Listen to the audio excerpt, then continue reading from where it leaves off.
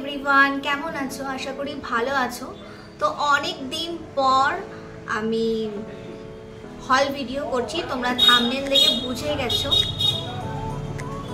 Sorry, রাস্তাধারে বাড়ি তো প্রচুর আওয়াজ আসবে, কিছু করার নেই। তো আজকে আমি তোমাদের সাথে শাড়ি হল শেয়ার করব। শাড়ি হল মানে তোমাদের সাথে আমি এর আগে দুবার শাড়ি হল শেয়ার করেছি।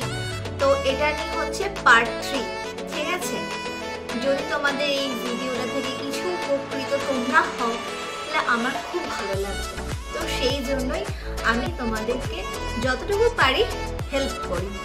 তো চলো বেশি দেরি না করে ভিডিওটা স্টার্ট করা যাক। এটা আমি তোমাদের সাথে শেয়ার করবো। তো এই শাড়িটার একটা হিস্ট্রি আছে।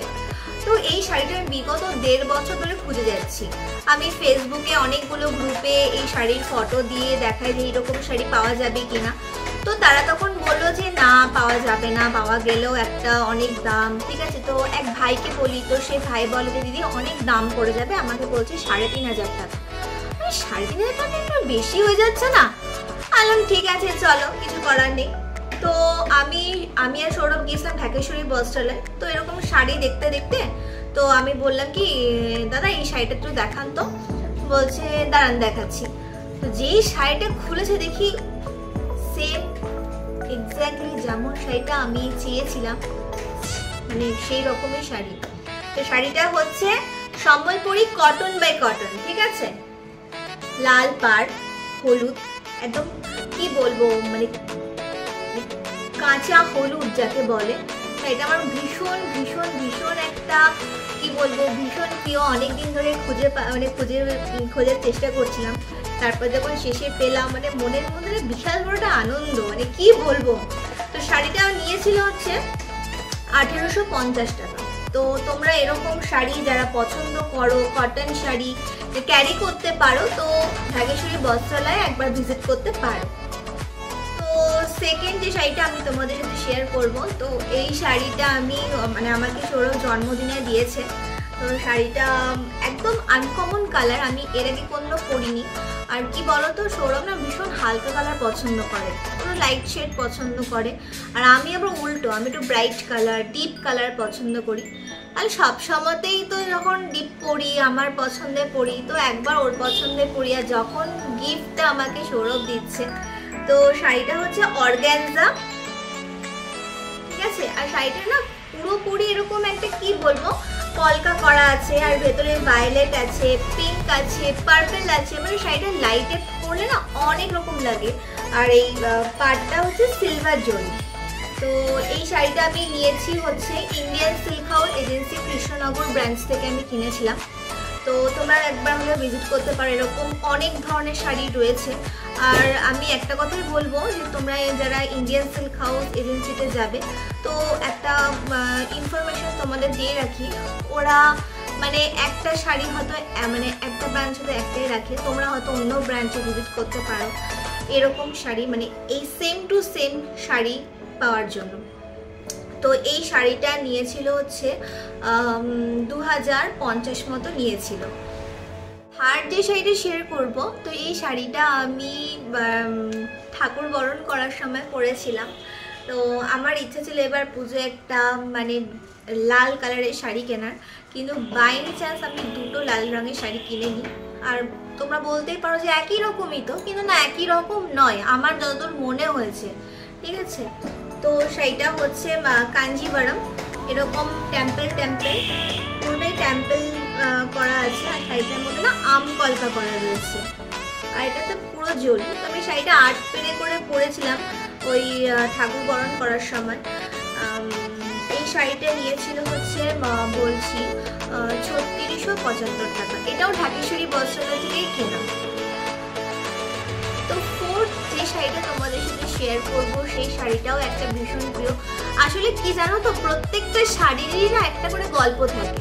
মানে আমরা মেয়েরা যে শাড়িটাই কিনি না কেন, সেই শাড়িটার সাথে একটা করে ভীষণ রকম একটা কি বলবো, একটা অন্যরকম মানে আন করা একটা গল্প থাকে। যে এই শাড়িটা কেনার সময় এরকম একটা ঘটনা ঘটেছিল, বা এই শাড়িটা যখন পরেছি তখন এরকম একটা ইনসিডেন্ট হয়েছে। তো এরকম হয়ে থাকে, দেখবে আমি জানি না, আমার সাথে কিন্তু হয়ে থাকে। তো ফোর্থ যে শাড়িটা, এটাও আমি ইন্ডিয়ান অরিজিৎ সিল্ক হাউস থেকেই কিনেছি। এটাও হচ্ছে কাঞ্জিভারাম, ঠিক আছে, কিন্তু শাড়িটা আমি এখনো পর্যন্ত পরিনি, মানে আমার পরা হয়নি, কারণ শাড়িটা একদম আমি পুজোর মুখে কিনেছিলাম, তখন আমার আর ব্লাউজ করার মতো টাইম ছিল না। তো ব্লাউজ আমি এখন করেছি, তো যদি কোনো সামনে কোনো অকেশন থাকে তো পরবো। এই শাড়িটা মানে আগে সেটা ছিল টমেটো রেড, আর এটা না একদম ডিপ রেড। এই কালারটা মানে দুটো রেড কালার কিন্তু দু রকম। আমি জানি না তোমার ক্যামেরায় কতটা মানে অবজার্ভ করছো, শাড়ির দুটো পুরোটাই আলাদা। এটা মানে পাটটা খুব সরু, আর আমার না মানে এটা না শাড়িটা অনেক কাতান টাইপ, আমার খুব ভালো লেগেছিল যে শাড়িটা, এই জন্য। তো প্রথমে সৌরভ বলে দুটোই লাল রঙের শাড়ি হয়ে যাচ্ছিলাম, তাতে কোনো অসুবিধা নেই।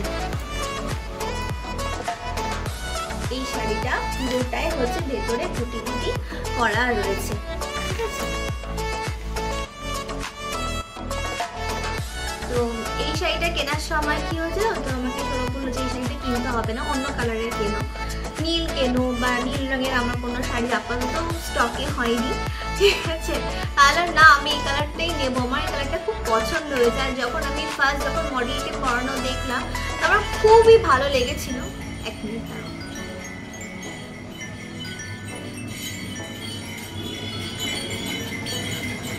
তো এই শাড়িটা আমার ভীষণই পছন্দ হয়েছিল, বললাম না আমি এই শাড়িটাই নেবো, ঠিক আছে।